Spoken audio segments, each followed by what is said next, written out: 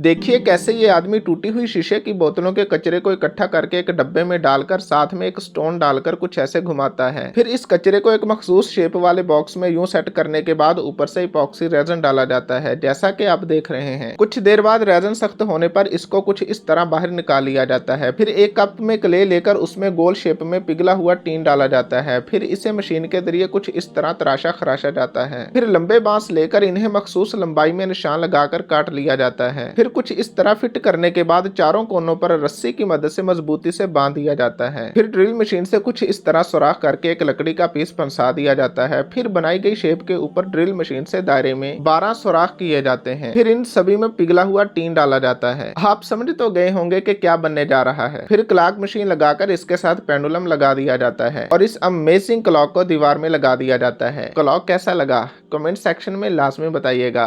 सच में कमाल कर गया ये आदमी।